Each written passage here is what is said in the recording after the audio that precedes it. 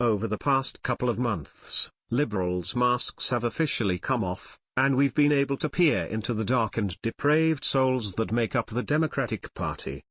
We have assassination plots being taken out on Republican congressmen, Trump supporters being viciously stabbed, and President Trump continually being the target of murderous rage among leftists, all while top Democrats actively encourage this vile type of behavior to continue.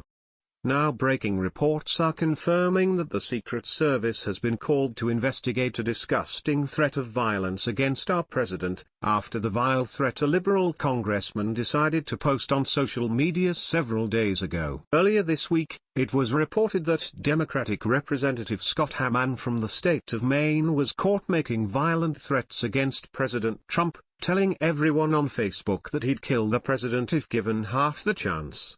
Trump is a half-term president at most, especially if I ever get within 10 feet of that pussy, Hamman blasted out, indicating that he not only wants to harm Trump, but kill him.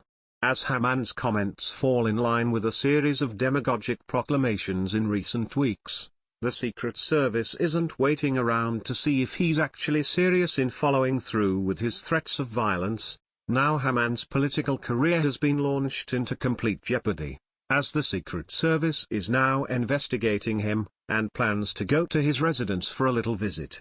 Fox News has more. The U.S. Secret Service said Thursday it is investigating comments about President Donald Trump made by a Democratic state lawmaker from Maine in a video posted this week on Facebook.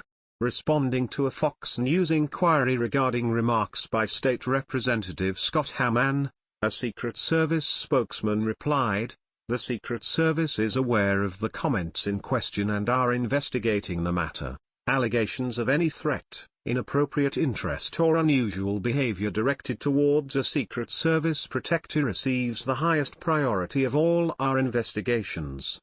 No further details about the investigation were available, the spokesman said.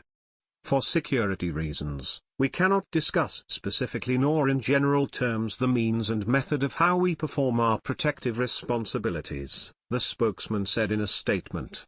On Wednesday, after Maine Republicans posted Hamman's rant on their Twitter page, Hamman said he regretted what he described as his aggressively sarcastic and inappropriate comments about Trump. Hamman had referred to Trump as a half-term president, at most, especially if I ever get within 10 feet.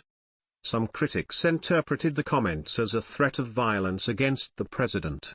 Following the backlash, the lawmaker said he shouldn't have used such language and claimed he was mainly trying to make a point about the state of political discourse in the U.S. In the same post, Hamman also described Trump as a joke and rapist, and used a crude anatomical term.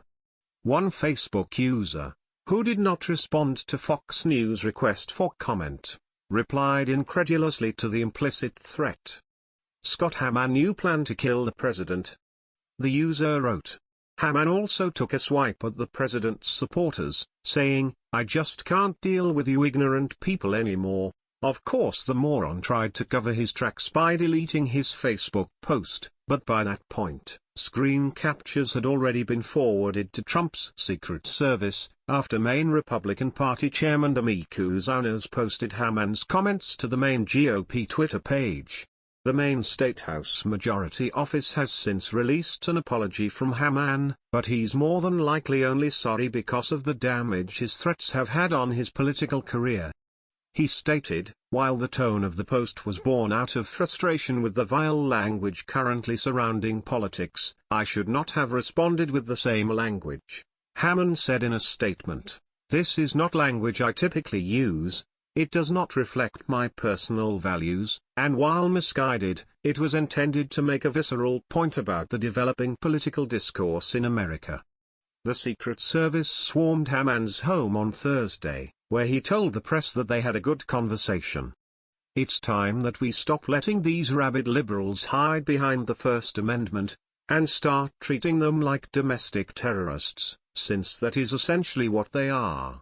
I guarantee the first time one of these morons is thrown in prison for inciting terrorism, we'd see a rapid decline in threats made against our president."